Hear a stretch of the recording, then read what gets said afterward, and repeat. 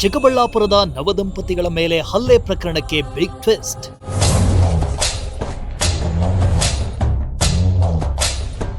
ಒಂದೇ ದಿನಕ್ಕೆ ಕಳಚಿ ಬಿತ್ತು ರಂಗೀಲಾ ರಾಜನ ಭಯಾನಕ ಮುಖವಾಡ.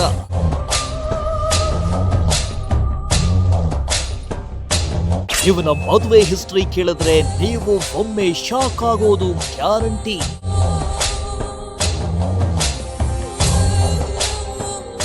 ಎಸ್ ವೀಕ್ಷಕರೇ, ಎಲ್ಲಿಯವರೆಗೂ ಯಾಮಾರಿಸೋರಿರ್ತಾರೋ ಅಲ್ಲಿವರೆಗೂ ಯಾಮಾರೋರಿದ್ದೇ ಇರ್ತಾರೆ.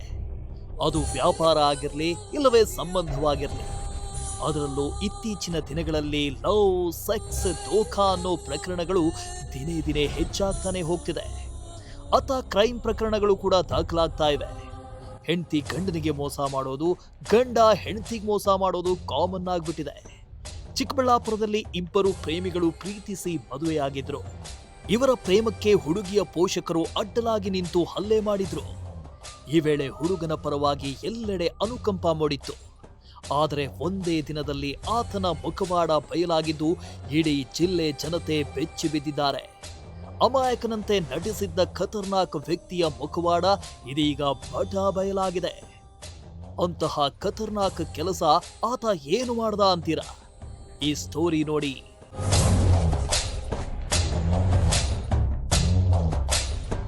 ಹೌದು, ಹೀಗೆ ಹುಡುಗಿಯ ಪಕ್ಕ ನಿಂತ್ಕೊಂಡು ತಾನು ಅಮಾಯಕ ಅಂತ ಪೋಸ್ ಕೊಡ್ತಾ ಇರೋ ಖತರ್ನಾಕ್ ಕಿಲಾಡಿ ಹೆಸರು ಸಾಯಿ ಸಂದೀಪ್.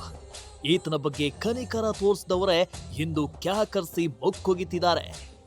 ಇವನ ಹಿಸ್ಟ್ರಿ ಕೇಳಿದ್ರೆ ನೀವೊಮ್ಮೆ ಶಾಕ್ ಆಗ್ತೀರಾ ಕಣ್ರಿ. ಚಿಕ್ಕಬಳ್ಳಾಪುರದಲ್ಲಿ ನವದಂಪತಿಗಳ ಮೇಲೆ ನಡೆದ ಹಲ್ಲೆ ಪ್ರಕರಣ ಈಗ ರೋಚಕ ತಿರುವು ಪಡ್ಕೊಂಡಿದೆ. ಹಲ್ಲೆಗೊಳಗಾದವರು ಎಂದು ಅನುಕಂಪ ಗಿಟ್ಟಿಸಿಕೊಂಡಿದ್ದ ವರನ ಅಸಲಿ ಬಣ್ಣ ಒಂದೇ ದಿನಕ್ಕೆ ಬಯಲಾಗಿದೆ.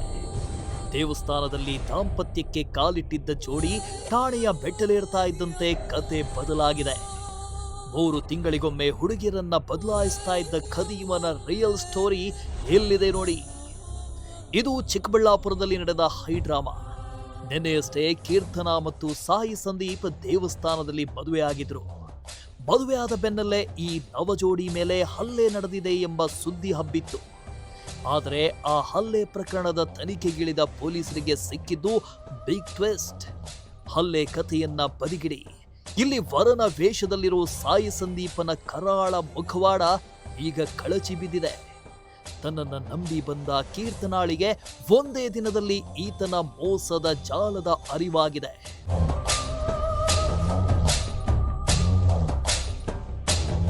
ಎಸ್, ಈ ಸಾಯಿ ಸಂದೀಪ್ ಸಾಮಾನ್ಯದವನಲ್ಲ. ಇವನೊಬ್ಬ ರಂಗೀಲಾ ರಾಜ. ಈತನ ಇತಿಹಾಸ ಕೆದಕಿದ್ರೆ ಬೆಚ್ಚಿ ಬೀಳು ಸತ್ಯಗಳು ಹೊರಬರ್ತವೆ. ಈತ ಕೇವಲ ಕೀರ್ತನಾಗ್ ಮಾತ್ರ ಅಲ್ಲ, ಈಗಾಗಲೇ 4-5 ಯುವತಿಯರ ಜೀವನದ ಜೊತೆ ಚೆಲ್ಲಾಟವಾಡಿದ್ದಾನೆ.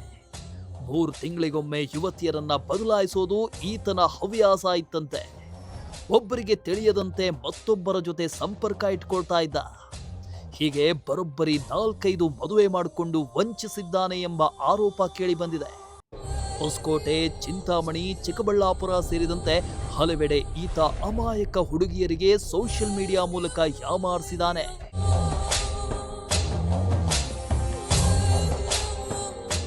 ಇನ್ನು ಸಂದೀಪನ ಸವಿ ಮಾತುಗಳಿಗೆ ಮರಳಾಗಿ ನೀನೇ ಎಲ್ಲ ಅಂತ ನಂಬಿದ್ದವಳು ಸಂದೀಪನ ಅಸಲಿ ಮುಖವಾಡ ಕಳಚಿ ಬಿದ್ದ ತಕ್ಷಣ ತನ್ನ ಕುರುಡು ಪ್ರೀತಿಯನ್ನ, ತನ್ನ ಕೊರಳಲ್ಲಿದ್ದ ತಾಳಿಯನ್ನ ಕಳಚಿ ಬಿಸಾಡಿ ಅಪ್ಪ ಅಮ್ಮನ ಜೊತೆ ಮರಳಿ ಮನೆಗೆ ಹೊರಟಿದ್ದಾಳೆ.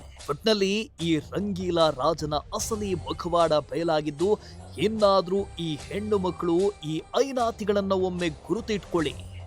ಇವನೇನಾದ್ರೂ ನಿಮ್ಮ ಜೊತೆ ಸಂಪರ್ಕಕ್ಕೆ ಬಂದ್ರೆ ಎಚ್ಚರದಿಂದಿರಿ. ಮೋಹನ್ ಕುಮಾರ್, ಪ್ರಜಾಶಕ್ತಿ ಟಿವಿ, ಚಿಕ್ಕಬಳ್ಳಾಪುರ.